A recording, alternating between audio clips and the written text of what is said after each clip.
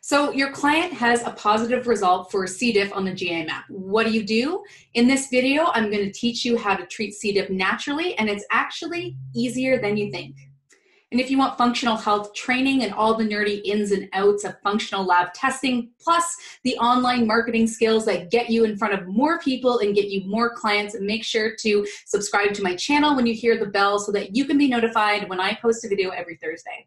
So Clostridium difficile, or C.diff for short, is actually kind of a scary infection to see on the GI map because we know in pretty rare cases, but in some cases it can be fatal. It's a very highly resistant strain of bacteria, which means that it resists antibiotics.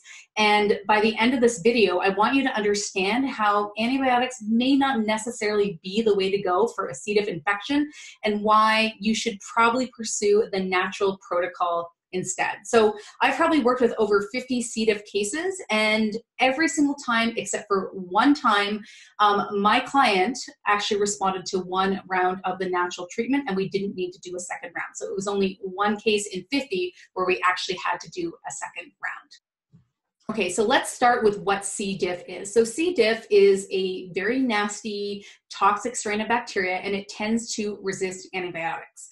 It produces one of two toxins, a toxin A or a toxin B, and actually with the GI map test, the machine is not actually directly looking for the C.diff infection, rather it's looking for one of those two toxins, toxin A or toxin B, that it secretes. So toxin A is enterotoxic, which means that it's toxic to the cells, whereas toxin B is more toxic to the intestinal lining. Typically, people are getting C.diff from taking too many antibiotics or from spending time in hospitals because that's where it tends to be very rampant. So hospital workers tend to have C.diff more than other people.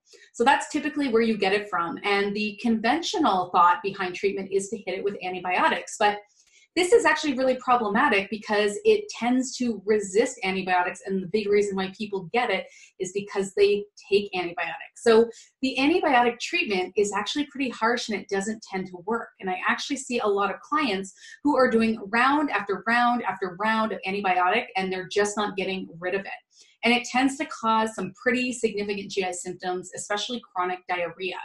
And after they go through round and round and round of these antibiotic protocols, they may actually get referred to a fecal microbiota transplant, which is basically taking feces from a person who is healthy and implanting it into a person who has the resistant C.diff, because that can actually sometimes be successful in treating the C.diff. But this is actually doing an FMT or a fecal microbiota transplant is a pretty extreme thing to resort to, and you can actually hit it really well with a very gentle natural protocol that I've seen work time and time again. So let me know, what do you think this is? Let me know how you think what I'm referring to when I talk about natural treatment protocols for C.diff. Let me know in the comments below because I'm curious to hear what you think. Okay, so what C.diff responds really well to is something called a saccharomyces boulardii taper down protocol. So basically refers to taking high levels or high doses of Saccharomyces boulardii and slowly tapering them down over the length of the protocol. And for some reason, Saccharomyces boulardii, which is a beneficial strain of yeast, actually has a really positive effect in crowding out the C.diff. So what you'd want to do is you'd want to pick a Saccharomyces boulardii product, one that has 5 billion, or sorry, not 5 billion, 5 million organisms per capsule. So I sometimes use Claire Labs, Thorne, or Zymogen. Any of those are good options. And you start with 4 capsules 3 times a day on an empty stomach for the first 2 weeks, and then for the second 2 weeks, you do 3 capsules 3 times a day on an empty stomach, and then for the final 4 weeks, you do 2 capsules 3 times a day, again on an empty stomach. And so it's a total 60-day protocol, and it actually works really well. Now, it's not the only thing you want to be doing. You still want to be disrupting biofilm, adding in digestive support, detox support, binders, and probably something to help heal the lining of the GI tract. So it's not going to be the only thing that you do, but that is a very effective protocol in managing C.diff.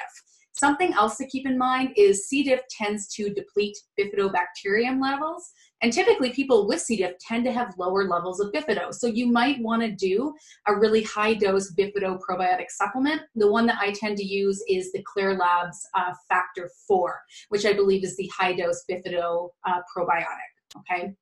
So that's typically what I would do.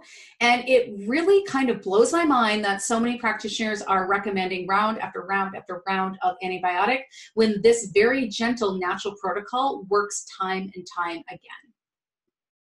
Okay, so now that you understand how to manage a positive C. diff marker in the natural way, you might be wondering what to do with the rest of the test, with the rest of the GI map, and how to understand it. So make sure to grab my free cheat sheet. You can grab the link below. I basically walk you through the test and give you all the information I have on each of the markers on the panel. And if you guys like this video, please like it, share it with your fellow health nerds, leave me a comment and let me know how this has helped you, because I need to know, do you like this content and do you want me to make more videos just like this? Because if you do, I will make them. All right, I'll see you in the next video.